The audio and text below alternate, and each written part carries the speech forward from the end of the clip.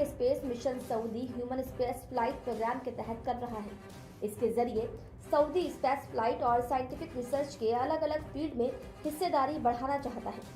इसके पीछे एक वजह यह भी है कि 2019 में संयुक्त अरब अमीरात यानी यूएई के अंतरिक्ष यात्री हज्जाल मंसूरी भी 8 दिन इंटरनेशनल स्पेस स्टेशन पर बिताकर आए थे। सऊदी अरब भी उन देशों में शामिल होना चाहता है जहां से एस्ट्रोनॉट स्पेस स्टेशन गए हों। इससे पहले साल 1986 में सुल्तान बिन सलमान पूरे अरब वर्ल्ड से अंतरिक्ष जाने वाले पहले व्यक्ति बने थे। सुल्तान ने 7 दिन स्पेस में बिताए थे। दिसंबर 2019 तक स्पेस में जाने वाले अंतरिक्ष यात्रियों की संख्या 565 है, जिनमें 65 महिलाएं भी शामिल हैं। फ्रांस, इटली, दक्षिण कोरिया और यूनाइटेड किंगडम से 1-1, कनाडा, चीन और जापान से 2-2, सोवियत संघ रूस से 4 और संयुक्त राज्य अमेरिका से 50 महिलाएं अंतरिक्ष में गई हैं। अंतरिक्ष में जाने वाली सबसे पहली महिला का नाम वेलेंटिना तेरेशकोवा है, जिसने 16 जून 1963 को अंतरिक्ष के लिए उड़ान भरी थी। डेस्क रिपोर्ट, मुंबई महानगर।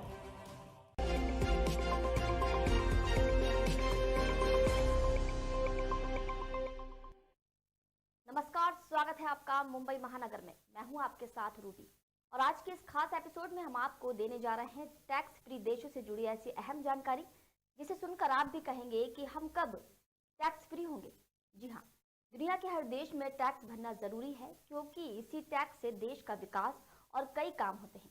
लेकिन अगर टैक्स नहीं लिया जाए तो क्या देश का विकास और अन्य काम रुक जाएंगे? जी हाँ, इस सवाल का जवाब वो देश दे सकते हैं जो अपने नागरिकों से किसी भी प्रकार का टैक्स नहीं वसूलते हैं। दुनिया में ऐसे कई देश हैं जो टैक्स नहीं लेते हैं, फिर भी वहाँ विकास की कोई कमी नहीं है। आज हम हमारी इस मेगा स्टोरी में जानेंगे कि आखिर ये देश बिना टैक्स वसूले ही टैक्स लेने वाले देशों से आगे कैसे निकल रहे हैं। तो सबसे पहले बताएंगे कि टैक्स विकास के लिए क्यों जरूरी है। दरअसल टैक्सेशन किसी भी देश के लिए रेवेन्यू पैदा करने में सबसे अहम है। एक निश्चित आय के बाद हर कमाऊ व्यक्ति को टैक्स भरना होता है। सरकार तक पहुंचे ये पैसे सरकारी स्कीम्स में लगते हैं। इसमें इंफ्रास्ट्रक्चर भी शामिल है, जैसे सड़कें, पुल, बांध बनना आदि। इसमें हेल्थ केयर भी शामिल है और एजुकेशन भी। मोटा मोटा टैक्स 2 हिस्सों में बांटा जाता है, डायरेक्ट और इनडायरेक्ट टैक्स। डायरेक्ट टैक्स वो है जो सीधे लिया जाता है। इनकम टैक्स, शेयर या किसी प्रॉपर्टी से होने वाली आय पर लगने वाले टैक्स, कारपोरेट टैक्स, विरासत में मिली संपत्ति पर टैक्स डायरेक्ट टैक्स के उदाहरण हैं। वही इनडायरेक्ट टैक्स सीधे तो नहीं लिया जाता, लेकिन किसी तरह की सर्विस या खरीदी पर यह टैक्स लगता है। अब हमारी इस स्टोरी में आते हैं अहम मुद्दे पर कि आखिर वो देश कौन से हैं जो बिना टैक्स लिए भी विकास कर रहे हैं। मतलब अब हमारी बारी अब आती है उन देशों की जो टैक्स फ्री हैं या जहां बहुत कम कर लग रहा है।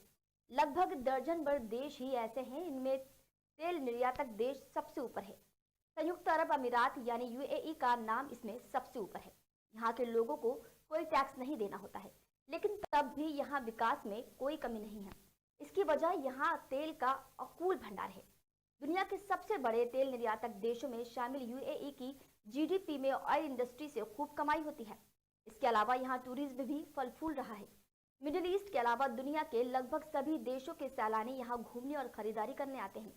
गोल्ड परचेजिंग के लिए भी लोग यहाँ आना पसंद करते हैं, जिसकी वजह ये कि यूएई में सोना बाकी देशों की तुलना में लगभग 15% सस्ता मिल जाता है। इसका भी बड़ा अमाउंट टैक्स फ्री होता है। तो इस तरह से टूरिज्म इंडस्ट्री भी इस देश की सरकार को जमकर कमाई करवा रही है। ऐसे में नागरिकों को टैक्स भरने की जरूरत नहीं पड़ती है। अब बात करते हैं सबसे अमीर कैरेबियन द्वीप समूह की। आखिर ये क्षेत्र कैसे कम टैक्स लेने के बाद भी अमीर बना हुआ है। कैरेबियन द्वीप समूह को दुनिया के सबसे खूबसूरत लेकिन महंगे हिस्सों में गिना जाता है। यहाँ रहने वालों को किसी भी सर्विस के लिए भारी पैसे देने होते हैं। सैलरी पर तो यहाँ कोई टैक्स नहीं है, लेकिन पेरोल टैक्स यहाँ लागू है, यानी कंपनी या कारखाने के मालिकों को टैक्स देना होगा। साथ ही लैंड टैक्स भी यहाँ चलता है। इसके अलावा अगर कोई लंबे समय के लिए किराए पर रह रहा है तो उसे भी जमीन का टैक्स भरना पड़ता है। अब बात ऐसे देश की जो टैक्स फ्री होने के बाद भी सबसे अमीर है। आखिर कैसे, तो जान लीजिए। फ्रांस के भूमध्य सागर तट पर बसे देश मोनाको को भी टैक्स हेवन माना जाता है। लंबाई चौड़ाई में ये न्यूयॉर्क सिटी के सेंट्रल पार्क से भी कम है।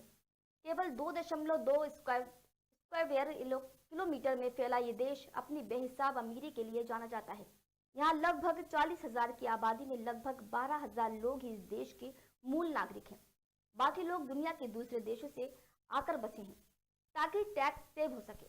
मोनाको में ही रहते हुए दुनिया भर में व्यापार करते हैं जिसका उन्हें टैक्स नहीं देना पड़ता है। ये देश अपनी इकोनॉमी के लिए भी पर्यटन और बैंकिंग पर टिका हुआ है। यहाँ का मौसम साल भर शानदार रहता है, जिससे सर्दियों में सीजनल डिसऑर्डर से बचने के लिए एक तरह से पूरा यूरोप यहाँ उमड़ आता है। विंटर ब्लूज से बचने के लिए बाकी पश्चिमी देशों से भी पर्यटक यहाँ आते हैं। उनके मनोरंजन के लिए यहाँ एक से बढ़कर एक रिसोर्ट और कैसीनो है। मोनाको में लीगल रेजिडेंट परमिट पाना दूसरे देशों से काफी आसान और जल्दी होने वाली प्रोसेस है। ये सिर्फ 3 महीनों में ही हो सकता है, लेकिन इसके लिए आपको 44.5 लाख रुपए वहां के बैंक में जमा करने होंगे। तो इससे समझा जा सकता है कि ये छोटा सा देश कैसे इतना अमीर है और क्यों आराम से चल रहा है।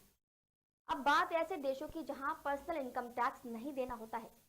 जी हाँ, मिडिल ईस्ट के कई देश जैसे कतर, ओमान और सऊदी अरब में नागरिकों को पर्सनल इनकम टैक्स नहीं देना होता है। निजी आय पर कर नहीं होने के बावजूद कुछ न कुछ हिस्सा देश के राजस्व में जाता है। जैसे सोशल सिक्योरिटी के नाम पर ये सारे देश कुछ निश्चित प्रतिशत लेते हैं। बहरीन में नागरिकों को आयकर नहीं देना पड़ता है, लेकिन इनकम का 7% हिस्सा सामाजिक सुरक्षा में जमा कराना पड़ता है। इसके अलावा यहाँ लैंड टैक्स भी यहाँ लागू है। अब आगे होगी सबसे अहम बात, वो ये कि आखिर एक्सपर्ट इन देशों के लिए खतरा क्यों बता रहे हैं। जी हाँ, टैक्स हेवन कहलाने वाले इन देशों में आय का बड़ा जरिया वो विदेशी हैं जो परमिट लेकर यहाँ रहते हैं और व्यापार करते हैं ताकि कर न देना पड़े। हालांकि कई बार एक्सपर्ट इस बात को देशों की सुरक्षा में खतरा भी बता रहे हैं। मिसाल के तौर पर कतर या मोनाको को ले लें तो वहां के मूल नागरिक बहुत कम है, जबकि बड़ा हिस्सा विदेशियों का है। ऐसे में अगर कभी तनाव के हालात बने तो देश की इकोनॉमी से लेकर सेफ्टी तक को खतरा हो सकता है। इकोनॉमी में योगदान दे रहे विदेशी अगर इन देशों से जाने लगे तो कुछ ही घंटों या दिनों में ऐसे देश दिवालिया होने की कगार पर भी पहुंच सकते हैं। तो उम्मीद है कि आपको हमारी ये जानकारी अच्छी लगी होगी, और अगर आपको ये स्टोरी और ये जानकारी अच्छी लगी हो तो प्लीज वीडियो को लाइक, शेयर और हमें कमेंट करके जरूर बताएं। साथ ही हमारे चैनल मुंबई महानगर को सब्सक्राइब करना बिल्कुल ना भूलें। मिलते हैं नेक्स्ट वीडियो में किसी नई जानकारी के साथ। नमस्कार।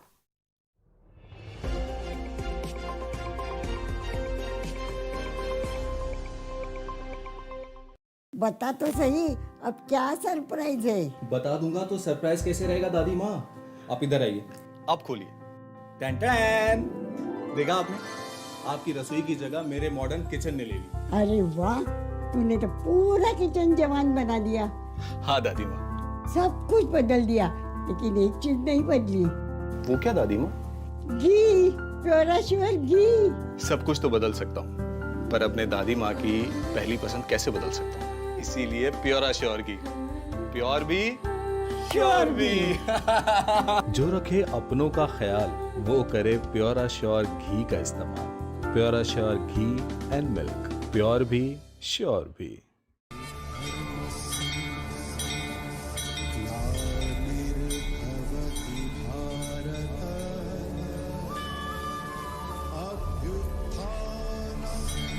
धर्मस्य तदात्मानं सृजाम्यहम्। बता तो सही, अब क्या सरप्राइज है? बता दूंगा तो सरप्राइज कैसे रहेगा दादी माँ। आप इधर आइए, आप खोलिए। टैन टैन, देखा आपने? आपकी रसोई की जगह मेरे मॉडर्न किचन ने ले ली। अरे वाह, तूने तो पूरा किचन जवान बना दिया। हाँ दादी माँ। सब कुछ बदल दिया, लेकिन एक चीज नहीं बदली। वो क्या दादी माँ? घी, प्योर श्योर घी। सब कुछ तो बदल सकता हूँ, पर अपने दादी माँ की पहली पसंद कैसे बदल सकता हूँ? इसीलिए प्योर श्योर घी। प्योर भी, श्योर भी। जो रखे अपनों का ख्याल, वो करे प्योर श्योर घी का इस्तेमाल। Pure sure ghee and milk, pure भी, श्योर भी।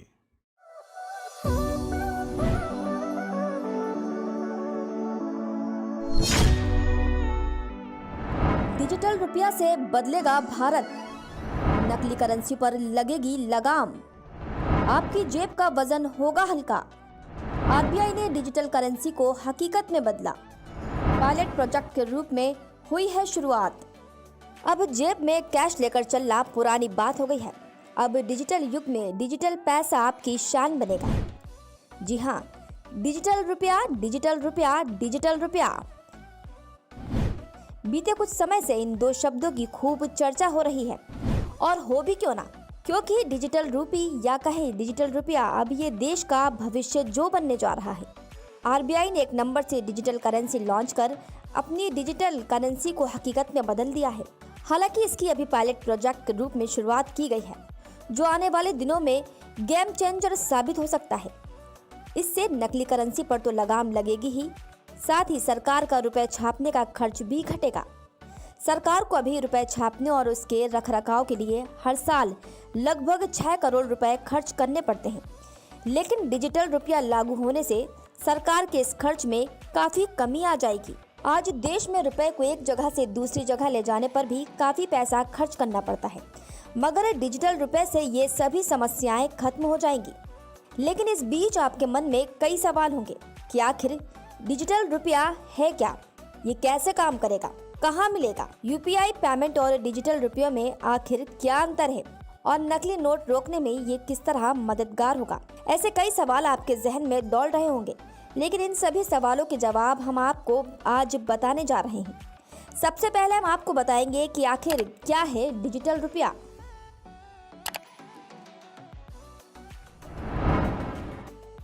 डिजिटल रुपया या ई रुपया नोट और सिक्कों का डिजिटल या इलेक्ट्रॉनिक रूप है। ई रुपया के आने से अब आपको नोट या सिक्के रखने की जरूरत नहीं होगी। खरीदारी या किसी अन्य लेन देन के लिए आप इस ई रुपये का इस्तेमाल कर सकेंगे। इसमें फर्क सिर्फ इतना है कि ये लेन देन आपको ऑनलाइन यानी डिजिटली करना होगा। डिजिटल रुपया ब्लॉकचेन टेक्नोलॉजी पर आधारित है।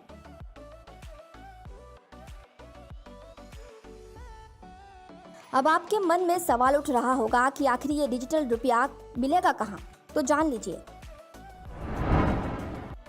भारतीय रिजर्व बैंक ने पायलट प्रोजेक्ट के 8 बैंकों के जरिए डिजिटल रुपया उपलब्ध कराने की बात कही है। पहले चरण में मुंबई, नई दिल्ली, बेंगलुरु और भुवनेश्वर में ये सुविधा शुरू होगी। दूसरे चरण में अहमदाबाद, गंगटोक, गुवाहाटी, हैदराबाद, इंदौर, कोच्चि, लखनऊ, पटना और शिमला में डिजिटल रुपया मिल सकेगा। अब हम आपको बताएंगे कि आखिर कौन से बैंकों के जरिए ये डिजिटल रुपया आपको मिल सकेगा। पहले चरण में 4 bank, state bank of India, ICICI bank, yes bank और आईडीएफसी फर्स्ट बैंक मुंबई, नई दिल्ली, बेंगलुरु और भुवनेश्वर में ये सुविधा उपलब्ध कराएंगे। वहीं दूसरे चरण में bank of Baroda, union bank of India, HDFC bank और कोटक महिंद्रा बैंक के जरिए डिजिटल रुपया मिल सकेगा। अब आपके मन में सवाल दौड़ रहा होगा कि आखिर यूपीआई पेमेंट और डिजिटल रुपयों में ऐसा क्या अंतर है, तो ये भी जान लीजिए कि यूपीआई के जरिए आप जो पेमेंट करते हैं उसका ट्रांजैक्शन भले ही डिजिटल हो, लेकिन बैंकों के बीच वो लेन देन या सेटलमेंट कैश में ही होता है। उदाहरण के तौर पर आप किसी बैंक के ग्राहक हैं और आपने किसी दूसरे बैंक के ग्राहक को कोई पेमेंट यूपीआई के जरिए किया, तो आपका बैंक उतना पैसा कैश के तौर पर उससे दूसरे बैंक को भेजेगा। वहीं डिजिटल रुपए में लेन देन का तरीका इससे थोड़ा अलग है। इसमें आरबीआई द्वारा जारी डिजिटल नोट के जरिए हम पेमेंट कर सकते हैं। ये ट्रांजैक्शन उसी तरह होगा जैसे आपने किसी व्यक्ति को कोई पेमेंट कैश किया हो। अब हम आपको बताएंगे कि ये डिजिटल रुपया आपको किस तरह मिल सकता है। फिलहाल आप भारतीय state bank, ICICI bank, yes bank और आईडीएफसी फर्स्ट बैंक के ऐप या वेबसाइट से डिजिटल रुपया खरीद सकते हैं। इसके लिए ग्राहकों के मोबाइल या किसी अन्य डिवाइस में बैंकों द्वारा एक डिजिटल वॉलेट उपलब्ध कराया जाएगा। ग्राहक अपने बैंक के वॉलेट में इस डिजिटल करेंसी को रख सकते हैं। आप इस डिजिटल रुपए से व्यक्ति और व्यक्ति से व्यापारी के बीच लेन देन कर सकते हैं। अब इन सब के बीच आपके मन में एक सवाल जरूर दौड़ रहा होगा कि आखिर डिजिटल रुपए या ई रुपए से पेमेंट कैसे करें, तो जान लीजिए।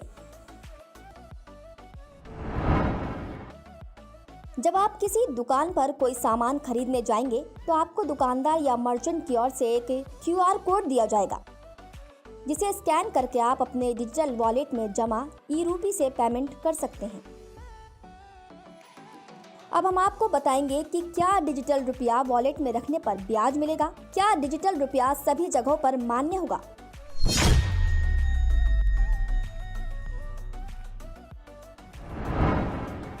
आपके सेविंग अकाउंट में पैसे पड़े होने पर उस पर ब्याज मिलता है, लेकिन आपके वॉलेट में डिजिटल या ई रुपया पड़ा होने पर आपको उसका ब्याज नहीं मिलेगा। इसे बैंकों में जमा समेत रुपए के अन्य रूप में बदला जा सकता है। डिजिटल रुपए के उपयोग से भौतिक मुद्रा के प्रबंधन से संबंधित परिचालन लागत कम होने की भी उम्मीद है। वहीं जिस तरह आरबीआई की ओर से जारी किया गया नोट हर जगह मान्य होता है, वैसे ही ई रुपया लीगल टेंडर होगा। ये पूरी तरह से भारतीय रिजर्व बैंक के नियंत्रण में होगा। अब आपके मन में सवाल होगा कि आखिर ये डिजिटल रुपया आम आदमी तक कैसे पहुंचेगा और क्या इसके बाद भी यूपीआई सेवा बंद हो जाएगी? तो जान लीजिए इन सवालों के जवाब। आरबीआई के मुताबिक ई रुपया का डिस्ट्रीब्यूशन बैंकों के जरिए ही होगा। बैंकों के डिजिटल वॉलेट के जरिए व्यक्ति से व्यक्ति या व्यक्ति से मर्चेंट के बीच लेन देन किया जा सकता है। वहीं यूपीआई सेवा फिलहाल बंद नहीं होगी। संभव है कि भीम यूपीआई सेवा और डिजिटल रुपए की सेवा समानांतर चलती रहे। ये संभव है कि आने वाले समय में सरकार इन दोनों सेवाओं को आपस में मिला दे। अब आखिरी अंतिम दो सवालों के जवाब जानना भी जरूरी हो जाता है कि आखिर पूरे देश में डिजिटल रुपया कब तक पहुंचेगा और इससे दुकानदारों को क्या फायदा होगा। फिलहाल आरबीआई ने पायलट प्रोजेक्ट के तौर पर यह सेवा चुनिंदा शहरों तक चुनिंदा बैंकों के जरिए पहुंचाई है। इस पायलट प्रोजेक्ट के सफल होने पर चरणबद्ध तरीके से ये सेवा बाकी शहरों में पहुंचाई जाएगी। इस सुविधा से दुकानदारों को तुरंत उनका पैसा मिल जाएगा। उन्हें कैश ले जाकर बैंक में जमा नहीं करना होगा। ये पूरी तरह से सुरक्षित पेमेंट का माध्यम है। तो देखा आपने डिजिटल रुपया किस तरह आपके लेन देन को आसान बना देगा, साथ ही कैसे आगे चलकर ये देश का भविष्य बनेगा। तो इंतजार कीजिए, आपके पास भी जल्द पहुंचेगा डिजिटल रुपया। डेस्क रिपोर्ट, मुंबई महानगर।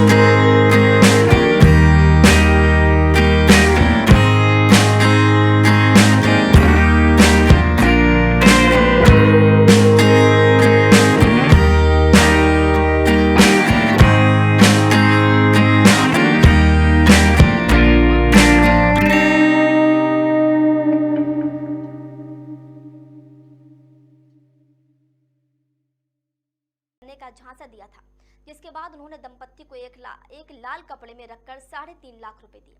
इसके लिए उन्होंने घर में काली की साधना का आयोजन भी कराया, जिसके लिए आरोपियों ने 10,000 रुपए अलग से लिए, लेकिन बाद में वो पैसे को लेकर घर चले गए और श्री राम को कहा कि कुछ समय बाद ये डबल हो जाएंगे। कुछ दिनों बाद जब दंपत्ति के घर श्री राम पैसे मांगने गया तो दोनों ने उससे एक बेहद अजीब मांग की। उन्होंने कहा कि काली माँ को एक बच्चे की बलि चढ़ानी होगी, लेकिन श्री राम ने जब ऐसा करने से इनकार कर दिया तो उन्होंने उसके पैसे लौटाने से मना कर दिया। इसके बाद पीड़ित ने कानून का सहारा लिया। अब बात उत्तराखंड के कुल्लू की करेंगे, जहां पूजा पाठ के नाम पर लूटे गए 18 लाख रुपए। जी हाँ, कुल्लू में भी एक ऐसा ही मामला हुआ, जहां एक घर से तांत्रिकों ने पूजा पाठ करने के बहाने 18 लाख रुपए और ज्वेलरी लूट ली थी। दरअसल घर में रहने वाली महिला अपने पति के साथ बाजार गई हुई थी। घर में 11वीं में पढ़ने वाली बेटी मौजूद थी। इसी दौरान एक बाबा और एक महिला ने उनके घर का दरवाजा खटखटाया। उन्होंने लड़की को झांसा दिया कि वो अगर उनके घर में पूजा करेंगे तो उनकी सारी परेशानियां दूर हो जाएंगी। बच्ची बाबा और उस महिला के झांसे में आ गई और फिर इन दोनों ने माता पिता की गैर मौजूदगी में घर में पूजा पाठ शुरू कर दी। पूजा पाठ के दौरान इन्होंने बच्ची से घर में रखे 18 लाख रुपए और ज्वेलरी निकलवा ली और इसके बाद वहां से फरार हो गए। हालांकि शिकायत मिलने के बाद पुलिस ने दोनों लुटेरों को गाजियाबाद से गिरफ्तार कर लिया था। वहीं तीसरा मामला राजस्थान के जयपुर में सामने आया, जहां पूजा पाठ के नाम पर 45,000 रुपए ठग लिए गए थे। जी, यहाँ एक महिला ने आयुष बंगाली नाम के एक शख्स पर भगवान के नाम पर उससे पैसे ऐंठने के आरोप लगाए थे। दरअसल हितिशा ने न्यूज़पेपर में एक ऐड देखा था, जिसमें लिखा था कि घर में सुख शांति के लिए पूजा करवाने के लिए संपर्क करें। जिसके बाद उसने उस नंबर पर कांटेक्ट किया और उसके घर में आयुष बंगाली नाम का एक शख्स पहुंचा और उसने धीरे धीरे करके हितिशा से 45,000 रुपए ठग लिए। जिसके बाद उसने थाने में शिकायत दर्ज करवाई। तो अगर आप भी तांत्रिक बाबाओं में विश्वास रखते हैं तो सावधान हो जाइए, क्योंकि इंसान कभी भगवान नहीं हो सकता। तो उम्मीद है कि ये जानकारी आपको अच्छी लगी होगी। हमें कमेंट करके जरूर बताएं। साथ ही वीडियो को लाइक, शेयर और हमारे चैनल मुंबई महानगर को सब्सक्राइब जरूर कीजिए। मिलते हैं अगले वीडियो में किसी नई जानकारी के साथ। तब तक के लिए नमस्कार।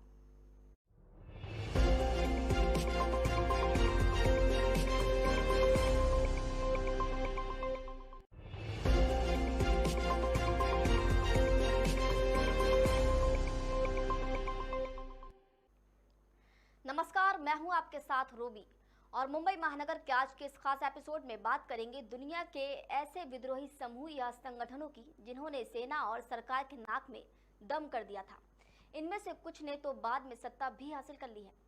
सबसे पहले बात करते हैं liberation tigers of Tamil Eelam के नेता वेलुपिल्लई प्रभाकरन की।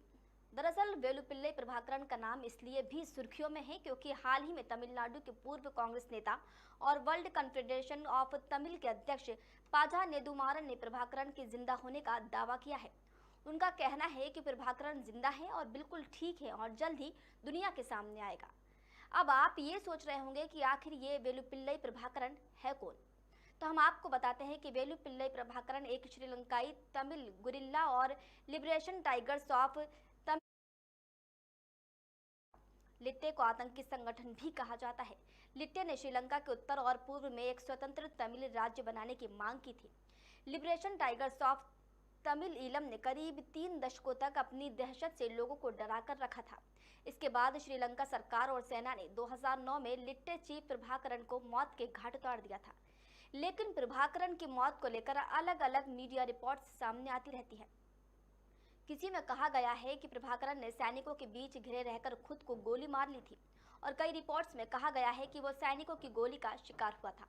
प्रभाकरन पर पूर्व पीएम राजीव गांधी की हत्या की साजिश रचने का आरोप है। इसके अलावा वो श्रीलंका के एक और राष्ट्रपति की हत्या का प्रयास, सैकड़ों राजनीतिक हत्याओं और कई आत्मघाती हमलों का जिम्मेदार भी है।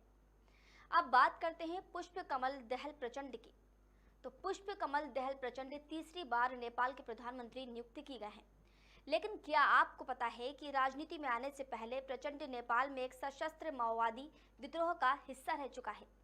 प्रचंड का जन्म 11 दिसंबर 1954 को पोखरा के करीब कास्की जिले के शुक्रपोखरी में हुआ था। उन्होंने 1996 से 2006 तक एक दशक लंबे सशस्त्र संघर्ष का नेतृत्व किया था। प्रचंड के शुरुआती दिनों की बात करें तो उन्होंने अपने बचपन में गरीबी देखी, जिसके बाद में उनका झुकाव वामपंथी दलों की ओर बढ़ गया। उन्होंने 1981 में नेपाल की एक अंडरग्राउंड कम्युनिस्ट पार्टी ज्वाइन की और 1989 में वो पार्टी के नेता बने। कहा जाता है कि 1990 में नेपाल में लोकतंत्र की बहाली के बावजूद प्रचंड 13 साल अंडरग्राउंड रहे। इस दौरान उन्होंने सशस्त्र संघर्ष अभियान चलाया और ये संघर्ष ही नेपाल में राजनीतिक परिवर्तन का एक बड़ा कारण रहा। माओवादी संघर्ष को एक जनयुद्ध के रूप में देखते हैं। तीसरे नंबर पर आता है इस्लामिक संगठन मुस्लिम ब्रदरहुड। मिस्र का सबसे पुराना और सबसे बड़ा इस्लामी संगठन मुस्लिम ब्रदरहुड है। इस संगठन की स्थापना 1928 में हसन अल बन्ना ने की थी और इसे इख्वान अल मुस्लिमीन के नाम से भी जाना जाता है।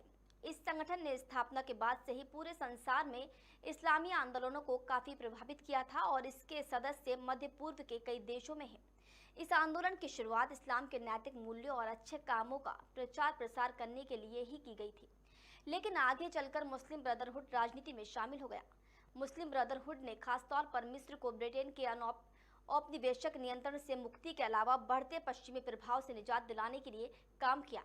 हालांकि मिस्र में मुस्लिम ब्रदरहुड को अवैध करार किया जा चुका है, लेकिन यहाँ कई सालों तक सत्ता पर काबिज रहे। इस संगठन ने ही राष्ट्रपति होस्नी मुबारक को सत्ता से बेदखल करने में महत्वपूर्ण भूमिका निभाई। फरवरी 2011 में जन आंदोलन के कारण होस्नी मुबारक को सत्ता से हटना पड़ा था। अब आता है हूती विद्रोही। हूतियों का उदय 1980 के दशक में हुआ था। हूती विद्रोही उत्तरी यमन में सुन्नी इस्लाम की सलाफी विचारधारा के विस्तार का विरोध करता है। जब यमन में सुन्नी नेता अब्दुल्ला सालेह की सरकार बनी तो शियाओं की दमन की कई घटनाएं सामने आई। हूतियों का मानना था कि सालेह की आर्थिक नीतियों की वजह से उत्तरी यमन में असमानता बढ़ी। हूतियों ने साल 2000 के दशक में अपनी सेना बना ली थी। एक रिपोर्ट के मुताबिक साल 2004 से 2010 के बीच हूती विद्रोही ने सालेह की सेना से 6 बार युद्ध किया था। 2014 में हूती विद्रोहियों ने आबेद रब्बो मंसूरी हादी को सत्ता से बेदखल कर दिया और सेना पर कब्जा कर लिया, जिससे सऊदी अरब और यूएई घबरा गए। उन्होंने अमेरिका और ब्रिटेन की मदद से एक गठबंधन बनाया। ये गठबंधन हूतियों पर हमला करता है। हूती विद्रोहियों के कारण ही यमन में सालों से गृह युद्ध चल रहा है। रिपोर्ट के मुताबिक इस गृह युद्ध में अब तक 2.5 लाख यमन नागरिकों की मौत हो चुकी है। कई बार संयुक्त राष्ट्र ने भी युद्ध को शांत कराने की कोशिश की, लेकिन ना ही सऊदी अरब पीछे हटने को तैयार है और ना ही हूती। और सबसे आखिर में बात करेंगे तालिबान की। तालिबान का उदय 90 के दशक की शुरुआत में हुआ, जब सोवियत संघ अफगानिस्तान से अपने सैनिकों को वापस बुला रहा था। कहा जाता है कि पश्तो आंदोलन पहले धार्मिक मदरसों में उभरा।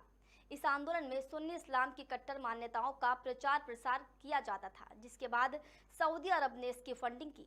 धीरे धीरे तालिबानी पाकिस्तान और अफगानिस्तान के बीच फैले पश्तून इलाके में शांति और सुरक्षा की स्थापना के वादे के साथ शरिया कानून के कट्टरपंथी संस्करण को लागू करने का वादा करने लगे थे।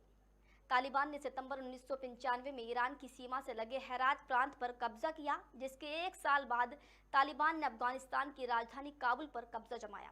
साल 2001 में अमेरिकी नेतृत्व वाली सेना ने अफगानिस्तान में तालिबान को सत्ता से बाहर का रास्ता दिखा दिया। हालांकि इस समूह ने हर बीतते साल के साथ खुद को मजबूत किया और साल 2022 में इसने लगभग पूरे अफगानिस्तान पर कब्जा कर लिया। तो उम्मीद करते हैं कि आपको हमारी ये जानकारी अच्छी लगी होगी। अच्छी लगी है तो कमेंट करके ज़रूर बताइए। साथ ही वीडियो को लाइक, शेयर और हमारे चैनल मुंबई महानगर को सब्सक्राइब करना बिल्कुल ना भूलें। तब तक के लिए मुझे दीजिए इजाज़त। मिलते हैं फिर किसी नए वीडियो में किसी नई जानकारी के साथ। नमस्कार।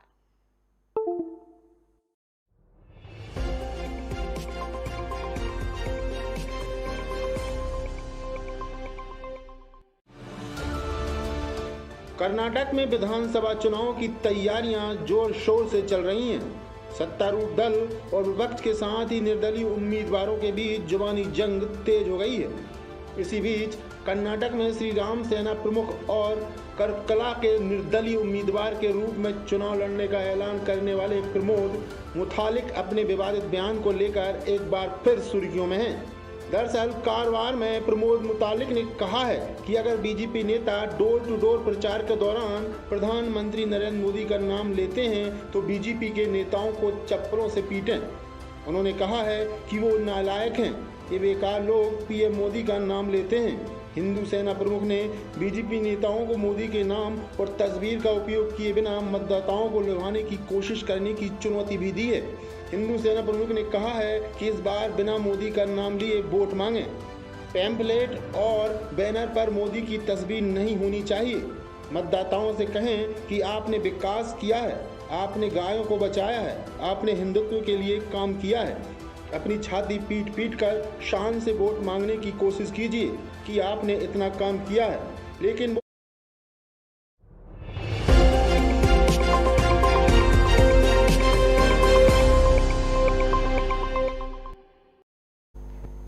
नमस्कार, मुंबई महानगर में आपका बहुत बहुत स्वागत है। मैं हूं आपके साथ रूबी। आज के इस एपिसोड में बात होगी बजट की। जी हां, महाराष्ट्र के वित्त मंत्री देवेंद्र फडणवीस ने विधानसभा में राज्य सरकार के बजट का पिटारा खोल दिया है। जैसी उम्मीद थी, बिल्कुल वैसे ही बजट में सभी वर्गों का खास ध्यान रखा गया। इस बजट में आम नागरिक, किसान, शिक्षा, स्वास्थ्य, रोजगार और आम जनता के लिए घर जैसी कई अहम चीजों पर ध्यान दिया गया है। बजट में दिवंगत बाला साहेब ठाकरे छत्रपति शिवाजी महाराज के नाम पर योजनाओं की शुरुआत करने का प्रावधान किया गया है। बजट में महिलाओं की सुरक्षा से लेकर उनकी शिक्षा और स्कॉलरशिप का भी ध्यान रखा गया है। माया नगरी मुंबई में मेट्रो का जाल फैलाने पर भी विशेष ध्यान दिया गया है। तो चलिए कि जानते हैं कि महाराष्ट्र सरकार ने और क्या क्या बड़े ऐलान किए हैं। तो सबसे पहले बात अन्नदाता यानी किसानों के लिए किए गए ऐलान की। जी हाँ, साल 2023 के बजट में सरकार ने किसानों को बड़ी सौगात दी है। सरकार ने छत्रपति शिवाजी महाराज शेतकरी सम्मान योजना 2017 के शेष पात्र किसानों को योजना का लाभ देने का फैसला किया है। इसके अलावा महात्मा ज्योतिराव फुले शेतकरी ऋण राहत योजना का लाभ दिया जाएगा। योजना के 12,84,000 पात्र किसानों के खातों में जमा किए गए। सिर्फ 1 रुपए में पीएम फसल बीमा योजना में किसान रजिस्ट्रेशन कर सकेंगे। इसके अलावा सरकार ने नमो शेतकरी योजना के तहत किसानों को 6,000 की राशि सालाना देने का फैसला किया है। केंद्र से भी सालाना 6,000 रुपए मिलते हैं। यानी अब किसानों को कुल प्राकृतिक खेती को बढ़ावा देने का ऐलान किया है। साथ ही 1,000 बायो इनपुट संसाधन केंद्र स्थापित किए जाएंगे। डॉक्टर पंजाब राव देशमुख जैविक खेती मिशन का विस्तार किया जाएगा। 4 करोड़ का फंड अलॉट किया गया है। अब बात महिलाओं की, जिन्हें सरकार ने बड़ा तोहफा दिया है। जी हां, राज्य सरकार ने रखा है पीले और केसरिया रंग के राशि जन्म हुआ तो उसके नाम पर सरकार 5,000 रुपए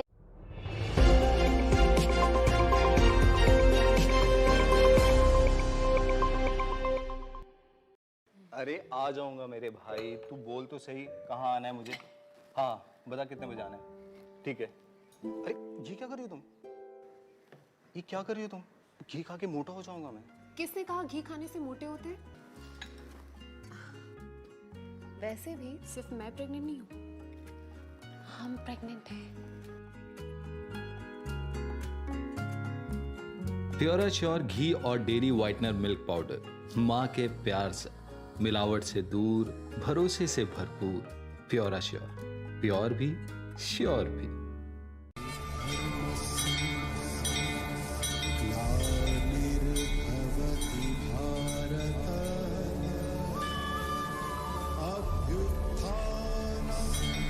धर्मस्य तदात्मानं सृजाम्यहम्।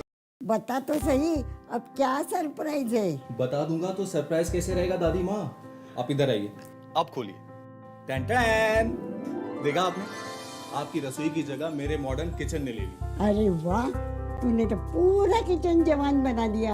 हाँ दादी माँ। सब कुछ बदल दिया, लेकिन एक चीज नहीं बदली। वो क्या दादी माँ? घी, प्योर श्योर घी। सब कुछ तो बदल सकता हूँ, पर अपने दादी माँ की पहली पसंद कैसे बदल?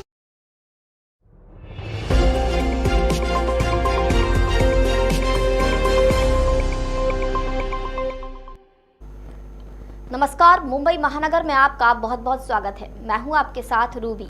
आज के इस एपिसोड में बात होगी बजट की। जी हां, महाराष्ट्र के वित्त मंत्री देवेंद्र फडणवीस ने विधानसभा में राज्य सरकार के बजट का पिटारा खोल दिया है। जैसी उम्मीद थी, बिल्कुल वैसे ही बजट में सभी वर्गों का ध्यान रखा गया है। इस बजट में आम नागरिक, शिक्षा, किसान, स्वास्थ्य, रोजगार और आम जनता के लिए घर जैसी कई अहम चीजों पर ध्यान दिया गया है। बजट में दिवंगत बाला साहेब ठाकरे छत्रपति शिवाजी महाराज के नाम पर योजनाओं की शुरुआत करने का प्रावधान किया गया है। बजट में महिलाओं की सुरक्षा से लेकर उनकी शिक्षा और स्कॉलरशिप का भी ध्यान रखा गया है। माया नगरी मुंबई में मेट्रो का जाल फैलाने पर भी विशेष ध्यान दिया गया है। तो चलिए जानते हैं कि महाराष्ट्र सरकार ने और क्या क्या बड़े ऐलान किए हैं। तो सबसे पहले बात अन्नदाता यानी किसानों के लिए किए गए ऐलान की। जी हाँ, साल 2023 के बजट में सरकार ने किसानों को बड़ी सौगात दी है। सरकार ने छत्रपति शिवाजी महाराज शेतकरी सम्मान योजना 2017 के शेष पात्र किसानों को योजना का लाभ देने का फैसला किया है। इसके अलावा महात्मा ज्योतिराव फुले शेतकरी ऋण राहत योजना का लाभ दिया जाएगा। योजना के 12,84,000 पात्र किसानों के खातों में सीधे 4,683 करोड़ रुपए जमा किए गए। सिर्फ 1 रुपए में पीएम फसल बीमा योजना में किसान रजिस्ट्रेशन कर सकेंगे। इसके अलावा सरकार ने नमो शेतकरी योजना के तहत किसानों को 6,000 की राशि सालाना देने का फैसला किया है। केंद्र से भी सालाना 6,000 रुपए मिलते हैं, यानी अब किसानों को कुल 12,000 रुपए मिलेंगे। इसके साथ ही सरकार ने प्राकृतिक खेती को बढ़ावा देने का ऐलान किया। साथ ही 1,000 बायो इनपुट संसाधन केंद्र स्थापित किए जाएंगे। डॉक्टर पंजाब राव देशमुख जैविक खेती मिशन का विस्तार किया जाएगा। इन योजनाओं के लिए 3 साल में 1,000 करोड़ का फंड अलॉट किया गया है। अब बात महिलाओं की, जिन्हें सरकार ने बड़ा तोहफा दिया है। जी, राज्य सरकार ने साल 2023 के बजट में महिलाओं का विशेष ध्यान रखा है। पीले और केसरिया रंग के राशन कार्ड धारकों के घर अगर बेटी का जन्म हुआ तो उसके नाम पर सरकार 5,000 रुपए देगी। बेटी की 4ठी कक्षा में जाने पर 4,000 रुपए, 6वीं में जाने पर 6,000 रुपए और 11वीं कक्षा में पहुंचने पर 8,000 रुपए दिए जाएंगे। जब वो 18 साल की होगी तो 75,000 रुपए दिए जाएंगे। इसके अलावा राज्य परिवहन की बसों में महिलाओं का हाफ टिकट लगेगा। शहरी क्षेत्रों की महिलाओं के लिए 50 हॉस्टल खोले जाएंगे। वहीं आंगनबाड़ी कार्यकर्ताओं की वेतन में वृद्धि की गई है। आशा स्वयंसेवकों का वेतन 3,500 रुपए से बढ़ाकर 5,000 रुपए किया गया है। समूह प्रवक्ताओं का वेतन 4,700 रुपए से बढ़ाकर 6,200 रुपए किया गया। आंगनबाड़ी सेविकाओं का मानदेय 8,325 रुपए से बढ़ाकर 10,000 रुपए कर दिया गया है। मिनी आंगनबाड़ी सेवकों की तनख्वाह 5,975 रुपए से बढ़ाकर 7,200 रुपए कर दी गई है। वहीं आंगनबाड़ी सहायिकाओं की सैलरी 4,425 रुपए से बढ़ाकर 5,500 रुपए कर दी गई है। टैक्स में भी महिलाओं को विशेष राहत दी गई है। अब वो प्रति माह 25,000 रुपए तक का व्यवसाय बिना टैक्स के कर सकेंगी। पहले यह सीमा 10,000 रुपए प्रति माह थी। गरीबों और स्टूडेंट्स के लिए भी किए गए बड़े ऐलान। जी हाँ, महाराष्ट्र सरकार ने बजट में प्रावधान किया है, जिसके तहत आम जनता के लिए मोदी आवास घरकुल योजना के तहत 10 लाख घर बनवाए जाएंगे। रमी आवास के तहत 1.5 लाख घर बनेंगे, जिस पर 1,800 करोड़ का फंड अलॉट किया गया। यशवंतराव चव्हाण फ्री कॉलोनी योजना के तहत 50,000 घर बनेंगे, जिस पर 600 करोड़ खर्च होंगे। जातीय घुमंतु जनजातियों के लिए 25,000 आवास बनेंगे, जबकि धनगर समाज के लिए 25,000 आवास बनेंगे। वहीं देवेंद्र फडणवीस ने महाराष्ट्र में 14 नए मेडिकल कॉलेज खोलने का ऐलान किया है। साथ ही जल्द ही 75,000 नई सरकारी नौकरियों की नियुक्ति का ऐलान भी किया है। तो ये थे महाराष्ट्र सरकार के पिटारे के बड़े ऐलान। इसके अलावा उन्होंने हर वर्ग को साधने की कोशिश की है। अगर आप महाराष्ट्र सरकार के बजट से संतुष्ट हैं तो हमें कमेंट करके जरूर बताएं। साथ ही वीडियो को लाइक, शेयर और हमारे चैनल मुंबई महानगर को सब्सक्राइब जरूर कीजिए। मिलते हैं अगले वीडियो में किसी नई जानकारी के साथ। तब तक के लिए नमस्कार।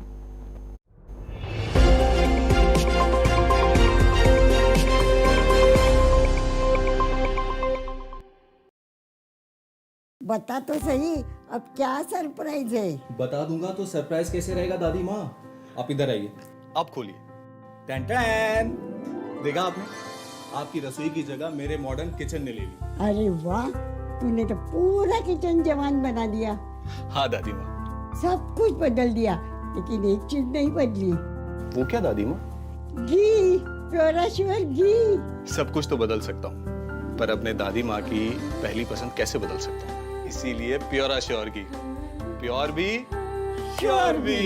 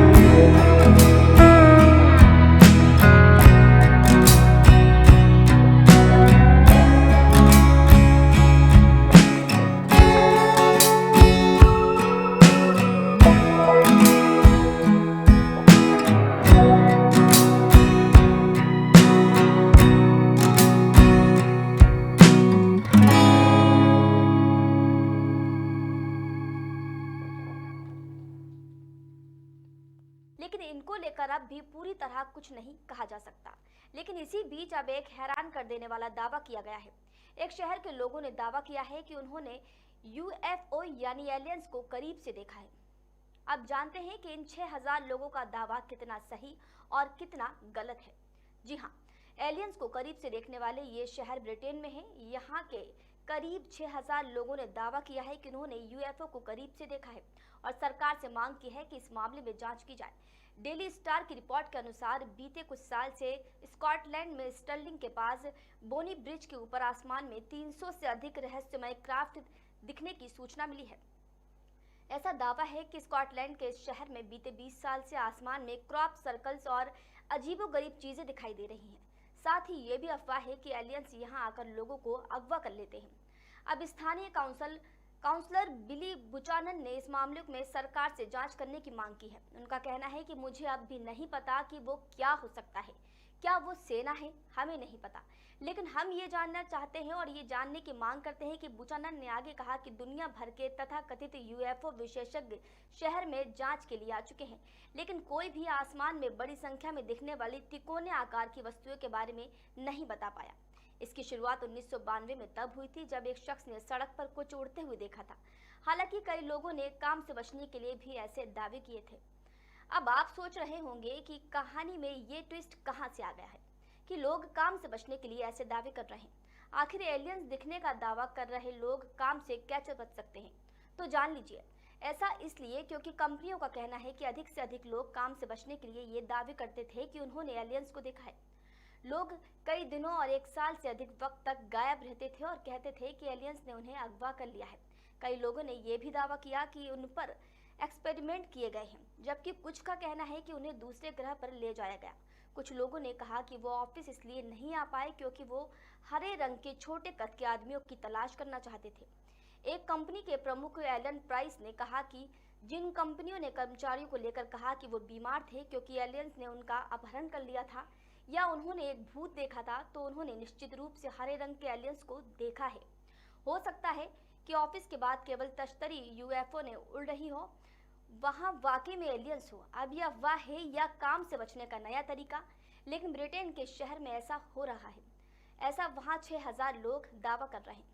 तो उम्मीद है कि आपको हमारी ये जानकारी अच्छी लगी होगी। अगर हाँ तो कमेंट करके जरूर बताएं। साथ ही वीडियो को लाइक, शेयर और हमारे चैनल मुंबई महानगर को सब्सक्राइब करना बिल्कुल ना भूलें। फिर मिलते हैं अगले वीडियो में किसी नई जानकारी के साथ। तब तक के लिए नमस्कार।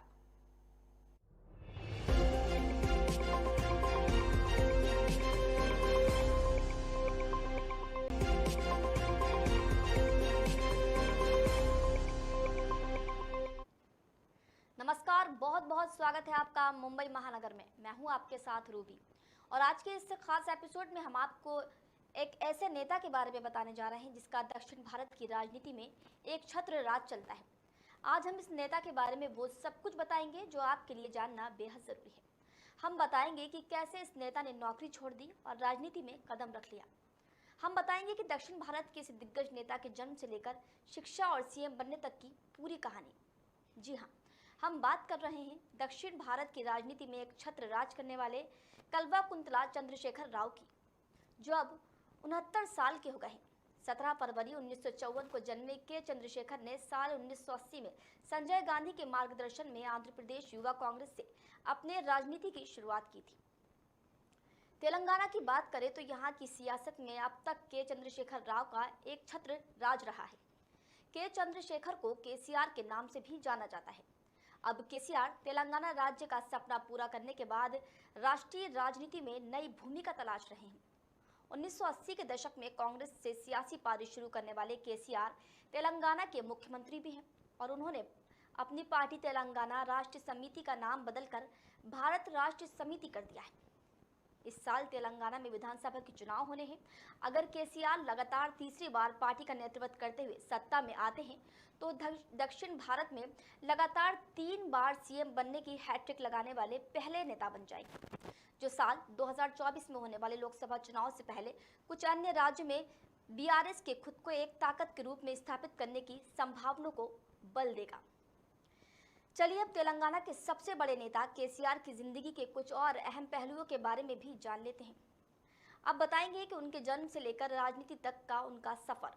जी हाँ, के चंद्रशेखर राव का जन्म 17 फरवरी 1954 को आंध्र प्रदेश के मेदक जिले के चिंतामतका गांव में हुआ। तेलंगाना राज्य आंध्र प्रदेश से अलग होने के बाद वो सत्ता में आए। वो क्षेत्रीय राजनीतिक दल तेलंगाना राष्ट्र समिति के नेता और अध्यक्ष हैं। उनकी प्रारंभिक शिक्षा आंध्र प्रदेश में ही हुई और उन्होंने हैदराबाद स्थित उस्मानिया यूनिवर्सिटी से साहित्य में स्नातकोत्तर की डिग्री ली। 1970 में पढ़ाई के दौरान ही केसीआर राजनीति में दिलचस्पी लेने लगे। पढ़ाई पूरी होने के बाद उन्होंने रोजगार सलाहकार के तौर पर काम करना शुरू किया। हालांकि इस दौरान राजनीति में उनकी सक्रियता बढ़ती गई। 1985 में वो तेलुगु देशम पार्टी में शामिल हुए और विधानसभा चुनाव में उन्हें सफलता मिली। 1987 से 1988 तक वो आंध्र प्रदेश में राज्य मंत्री रहे। 1997 से 99 के बीच वो केंद्र सरकार में मंत्री भी रहे। 1999 से 2001 तक चंद्रशेखर राव आंध्र प्रदेश विधानसभा के उपाध्यक्ष भी रहे। अब ये भी जान लीजिए कि दिग्गज नेता और सीएम केसीआर का परिवार कैसा है। जी, सीएम चंद्रशेखर राव के पिता का नाम राघवार राव और माता का नाम वेंकटम्मा है। केसीआर की 9 बहनें और एक बड़े भाई हैं। चंद्रशेखर राव की शादी कल्वाकुंतला शोभा से हुई है। उनके 2 बच्चे हैं। केसीआर के बेटे केटी राम राव तेलंगाना राज्य सरकार में मंत्री हैं, जबकि उनकी बेटी कविता एमएलसी हैं। अब केसीआर की राजनीति से जुड़ी अहम जानकारी भी जान लीजिए। दरअसल केसीआर को नौकरी से प्यार नहीं था, वो राजनीति में उतरने के लिए बेकरार थे। केसीआर ने अपनी सियासी पारी छात्र राजनीति से शुरू की। उन्होंने सिद्धिपेट डिग्री कॉलेज में पढ़ाई के दौरान छात्र संघ अध्यक्ष का चुनाव भी लड़ा था, लेकिन इस चुनाव में उनको हार मिली थी। बीबीसी की एक रिपोर्ट के मुताबिक डिग्री कॉलेज में केसीआर की सहपाठी रही नंदिनी सिद्ध रेड्डी ने बताया कि एक बार कांग्रेस नेता अनंत मदन मोहन ने उनको नौकरी दिलाने की पेशकश की, लेकिन केसीआर ने ये कहते हुए इनकार कर दिया कि वे नौकरी नहीं, राजनीति करना चाहते हैं। डिग्री कॉलेज की पढ़ाई पूरी करने के बाद केसीआर दिल्ली की सियासत करना चाहते थे। इसके लिए वो दिल्ली भी गए थे। ये साल 1975 का था। देश में आपातकाल लग गया था। केसीआर संजय विचार मंच में शामिल हो गए, लेकिन संजय गांधी की मौत के बाद केसीआर सिद्धिपेट लौट गए। बताया जाता है कि एक बार सीएम मैरी चन्ना रेड्डी किसी कार्यक्रम में हिस्सा लेने के लिए सिद्धिपेट गए थे। उस दौरान कार्यक्रम में मंच से केसीआर भाषण दे रहे थे, लेकिन जब उनका भाषण खत्म होने लगा तो सीएम रेड्डी ने कहा कि ये युवक अच्छा भाषण दे रहा है, उसे मंच से बोलने दो। इसके बाद चन्ना रेड्डी केसीआर के घर आने जाने लगे। केसीआर फिल्मों के शौकीन हैं। उन दिनों वो एनटीआर की पौराणिक फिल्में देखना पसंद करते थे। अब आगे जानेंगे अलग तेलंगाना राज्य बनाने के पीछे केसीआर के संघर्ष की कहानी। जी हाँ, 2001 में अलग तेलंगाना राज्य की मांग करते हुए उन्होंने तेलुगु देशम पार्टी से इस्तीफा दे दिया और तेलंगाना राष्ट्र समिति यानी टीआरएस का गठन कर 2004 में कांग्रेस के साथ गठबंधन कर लोकसभा चुनाव में उतरे। इस चुनाव में टीआरएस को 5 सीटों पर सफलता मिली। केंद्र की यूपीए सरकार में 2004 से 2006 तक उन्होंने केंद्रीय श्रम और नियोजन मंत्री के पद पर काम किया। वहीं अगस्त 2006 में उन्होंने तेलंगाना के कारण केंद्रीय मंत्रिमंडल से इस्तीफा दे दिया और नई दिल्ली में जंतर मंतर में भूख हड़ताल पर बैठे। 2008 में भी उन्होंने ठीक इसी तरह अपने 3 सांसदों और 16 विधायकों के साथ फिर इस्तीफा दिया और दूसरी बार सांसद चुने गए। जून 2009 तक वो यूपीए सरकार में थे, लेकिन अलग तेलंगाना राष्ट्र पर यूपीए के अंदर उन्हें नकारात्मक रवैया दिखा, जिसकी वजह से वो यूपीए से बाहर आ गए। जून 2014 में तेलंगाना राज्य के गठन के बाद उन्होंने राज्य के पहले मुख्यमंत्री के तौर पर शपथ ली। दिसंबर 2018 को उन्होंने दूसरी बार और तेलंगाना के दूसरे मुख्यमंत्री के रूप में शपथ ली और अब अगर वो इस साल फिर से मुख्यमंत्री बनते हैं तो दक्षिण भारत में लगातार 3 बार सीएम बनने की हैट्रिक लगाने वाले पहले नेता बन जाएंगे। तो उम्मीद है कि आपको हमारी ये स्टोरी अच्छी लगी होगी। अगर हाँ तो फटाफट से कमेंट करके ज़रूर बताएं। साथ ही वीडियो को लाइक, शेयर और हमारे चैनल मुंबई महानगर को सब्सक्राइब करना ना भूलें। मिलते हैं अगली किसी नई स्टोरी के साथ। तब तक के लिए नमस्कार।